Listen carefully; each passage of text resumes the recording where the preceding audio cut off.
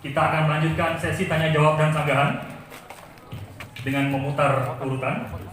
Pada kesempatan pertama, kami akan mempersilahkan kepada pasangan calon bupati dan calon wakil bupati Bangka Barat nomor urut 2 untuk terlebih dahulu memberikan pertanyaannya kepada kandidat nomor urut 1. Waktunya 60 detik dimulai dari kata pertama yang Anda tanyakan. Kami persilahkan. Terima kasih. Kalau Bapak bilang pelayan publik di Bangka Barat sudah baik, yang saya bingung, pertanyaan saya sederhana, kenapa persoalan pembuatan izin rekomendasi untuk pembuatan tanah pelindung perahu yang Tanjung Priok harus makan berbulan-bulan, penyelesaiannya harus di DPRD. Kenapa harus seperti itu? Kalau sudah baik, harusnya itu bisa diselesaikan 1 bulan mungkin. Terus kemudian yang Bapak mungkin tidak paham, tatkala itu tertunda, banyak masyarakat terzolimi, perahu mereka pecah dikarenakan gelombang yang besar. Dan rapot merah, Bapak di PAN RB mungkin itu jadi catatan. Kalau memang sudah baik, kenapa sampai seperti itu? Sudah Pak? Baik, kami persilakan kepada paslon nomor 1 untuk memberikan jawaban. Ya, saya mencoba maksud dari paslon ini 2 ini saya nggak paham juga rekomendasi apa ini maksudnya. Mohon Setahu saya serang guys. Bentar.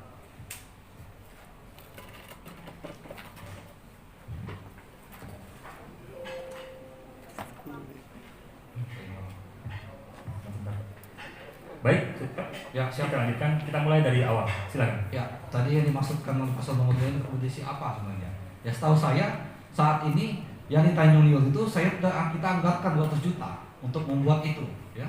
Sekarang ini dalam proses, Pak.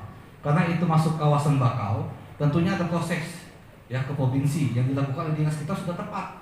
Sekarang mereka sudah ajukan suratnya ke provinsi. Tidak ada setahu saya memerlukan rekomendasi bupati. Yang itu sudah diajukan, sudah dilaksanakan. Ya, bahkan sudah kita anggarkan 200 juta. Ya. Nah, ini saya katakan ya, kita sangat peduli ya, bahkan kita sudah anggarkan 200 juta untuk membuat itu yang dikatakan masyarakat meminta adanya tempat untuk perahu untuk bersandar. Yang tadi dikatakan PAN RB memberikan rapot merah, kalau nggak salah saya disampaikan seperti itu. Setahu saya sakit kami sangat baik, ya B, bahkan hampir harus B+, ya. Maka saya katakan jangan hanya berasumsi gitu, ya. Berikanlah data yang baik, data yang sebenarnya, bacalah datanya gitu. Setahu saya Kemenpan RB memberikan lagi kepada kita B, baik, bahkan hampir B+, ya. Maka saya katakan mari kita mendidik masyarakat, berikan data yang terbaik, ya. Jangan hanya asumsi, masyarakat perlu kepastian, ya. Tidak ada masalah pelayanan publik. Saya katakan sampai saat ini selama saya menjabat kurang lebih setahun setengah, saya melakukan reformasi birokrasi. Bahkan saya katakan proses perizinan semuanya OSS online, ya. Inilah yang sudah kita lakukan. Satu pintu kita sangat welcome, ya. Semua sudah dilakukan lebih. Begitu juga dinas dukcapil kita. Bahkan kita sudah melakukan pelayanan sampai ke desa-desa. Maka saya katakan apalagi itu untuk peningkatan ya pendapatan masyarakat, Pemkab Bangka Barat selama ini sangat peduli. Ya, bahkan kita sudah menganggarkan 200 juta untuk membuat. Saya sudah melakukan survei ke lapangan dan saya sudah beritakan anggarkan 200 juta untuk membuat itu. Masih ada 30 detik Pak. Pak Markus, masih ada 30 detik.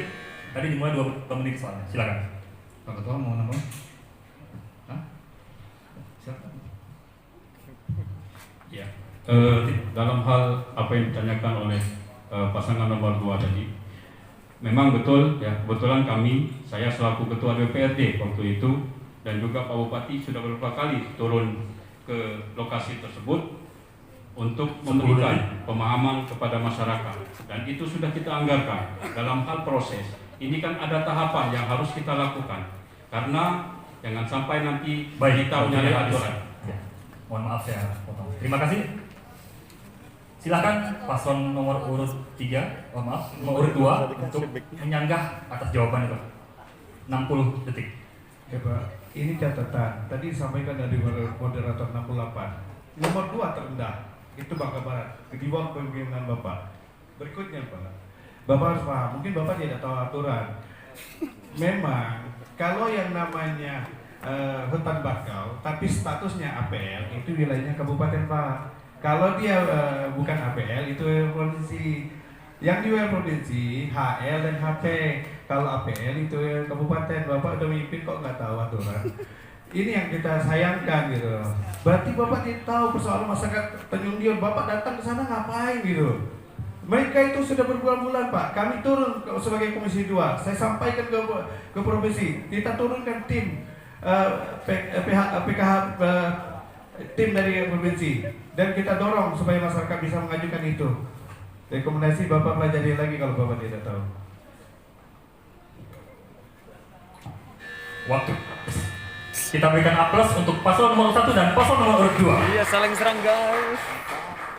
Kesempatan berikutnya kami persilakan kepada pasangan calon nomor 1 untuk memberikan pertanyaan kepada pasangan nomor urut 3. 60 detik kami persilakan. Ya, terima kasih. Sesuai dengan tema kita pada malam hari ini, peningkatan kesejahteraan dan pelayanan publik. Mungkin kami ingin memberikan pertanyaan kepada pasangan nomor urut 3 dalam hal menanggulangi kemiskinan merupakan salah satu pekerjaan rumah bagi semua daerah. Mungkin dalam hal ini langkah-langkah konkret apa saja yang akan saudara lakukan? Terima kasih. Terima kasih. Bisa diterima dengan baik pertanyaannya paslon nomor urut 3. Kami berikan 150 detik. Timer sudah siap. Dimulai dari kata yang pertama. Kami persilakan. Mohon maaf, kita tunggu dulu.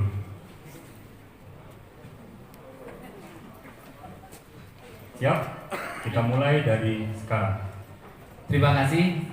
Kami punya 3 program prioritas yang tadi kami sebutkan SIP bisa.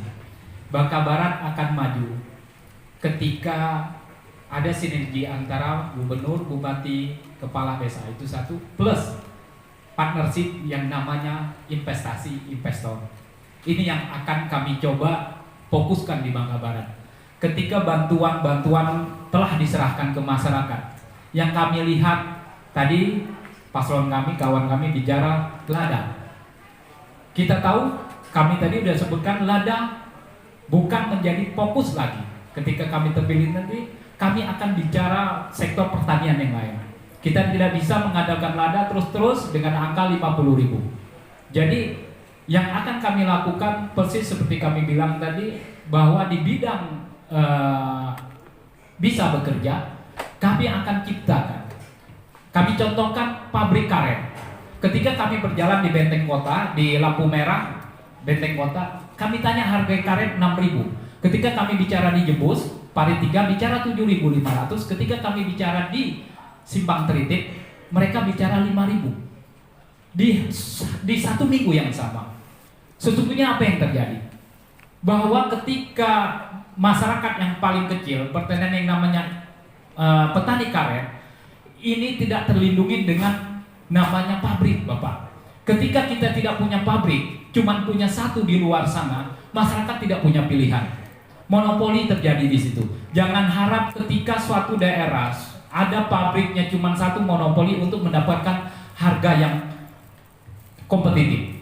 Jadi tugasnya kami 5 tahun kemudian, 5 tahun masa jabatan kami pastikan insya Allah investor akan masuk ke Bangka Barat untuk bikin pabrik karet di Bangka Barat. Karena ini yang paling riskan Bapak Ibu.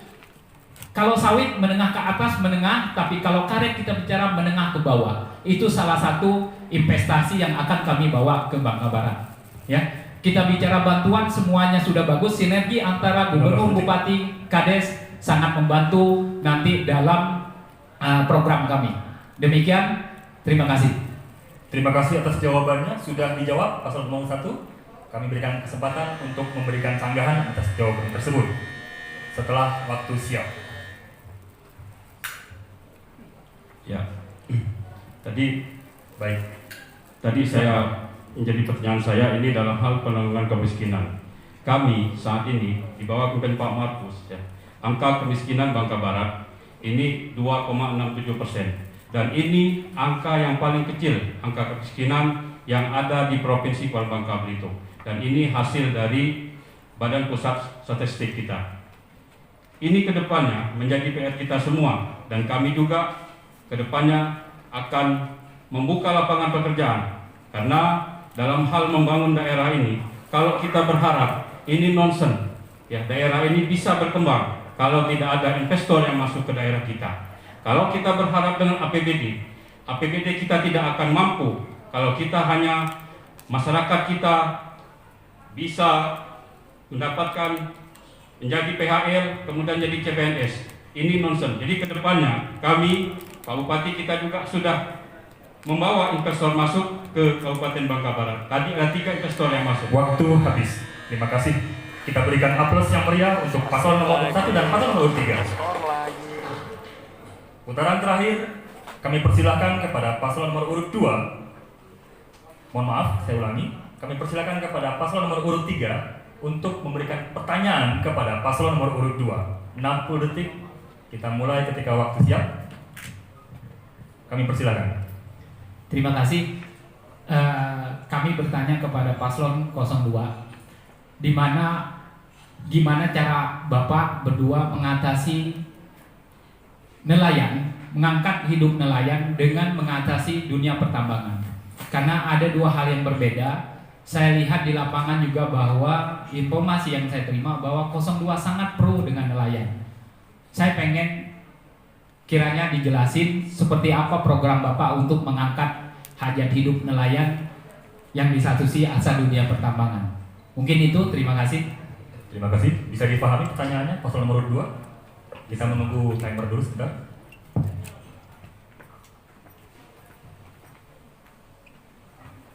Tersedia 2 menit 30 detik atau 150 detik untuk memberikan jawaban atas pertanyaan tadi. Kami hitung dari kata pertama yang disampaikan. Kami persilakan. Terima kasih. Iya, karena kebanyakan daerah kita daerah pesisir, pertambangan sangat kita butuhkan. 02 tidak anti dengan pertambangan, tapi kita juga harus memperhatikan hajat hidup para nelayan.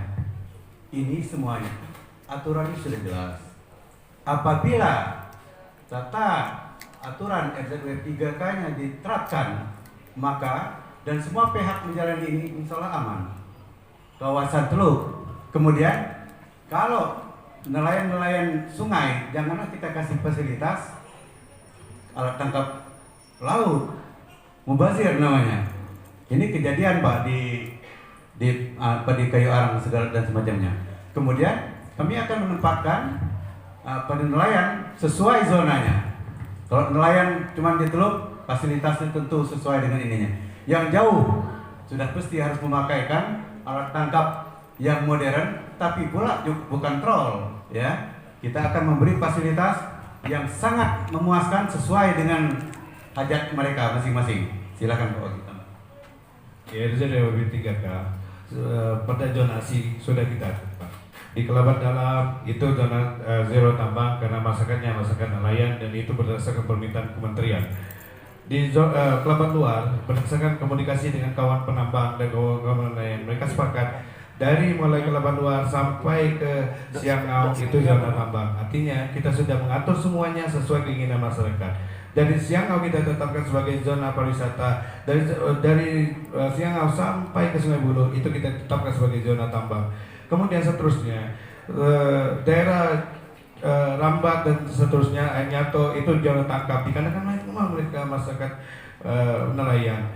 Dan seterusnya sampai kita Tanjung Ular kita tetapkan sebagai pelabuhan, seterusnya tambang lagi sampai Sungai Baru, Belo, Trabe dan sampai ke Gondi kita tetapkan sebagai tangkap. Artinya bukan pro atau tidak pro tambang, bagaimana kita mengadvokasi masyarakat sesuai kebutuhan masyarakat.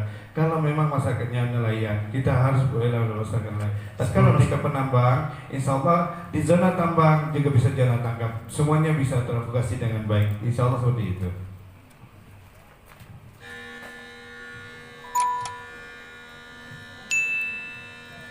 Sudah dijawab oleh paslon nomor urut 2 pertanyaan atas paslon nomor 3. Lalu kemudian kesempatan kepada paslon nomor urut 3 memberikan sanggahan atas jawaban tersebut. 60 detik. Ya, Kita mulai dari setahu sekarang. saya paslon 02 adalah anggota Dewan DPRD Provinsi. Ketika pembicaraan zero tambang, bahwa zero tambang dari Siangau, dari Seret sampai ke Sungai Bulu, itu semua mau dibikin zero tambang. Itu yang kemarin, yang beberapa tahun yang lalu kita menolak, masyarakat menolak keras. Artinya apa? Bangka Belitung dikaruniakan timah, harus ambil timahnya, ya. Cuman Bangka Belitung yang punya timah. Jadi kami tidak setuju ketika waktu itu ada zero tambang. Kedua, untuk meningkatkan pelayanan ke nelayan, kami punya mimpi besar. Mimpi besar adalah gimana caranya bukan kasih alat tangkap lagi, tapi kami akan zonasi di mana nelayan-nelayan yang ada 3 tempat titik kami lakukan, Benteng Kota, Kundi, dan satu lagi di Simpang Teritik. Akan kami bikin terumbu karang buatan sehingga nelayan lebih diperhatikan lagi. Itu mimpi besar kami. Terima kasih. Terima kasih. Kita berikan aplaus yang meriah untuk kita semua pada malam hari ini. Sama Susi dulu dan belum cabut peraturannya rompong. Alhamdulillah hadirin semua, sudah ada persoalan yang data yang kita diskusikan di sini, ada pernyataan, ada tanggapan, jawaban, rencana dan program yang sudah disampaikan oleh para calon kita. Tentu ruang-ruang diskusi seperti ini ditunggu dan selalu dinanti oleh publik Bangka Barat untuk kemudian nanti di tanggal 9 Desember kita bisa memberikan pilihan kita, menjatuhkan pilihan konstituen pada kandidat yang sesuai dengan apa yang kita kehendaki. Demikian Bapak Ibu semua, untuk babak tanya jawab dan sanggahan antar pasangan calon sudah berakhir. Kita akan menuju ke segmen berikutnya setelah kita istirahat sejenak. Silakan beristirahat. Terima kasih.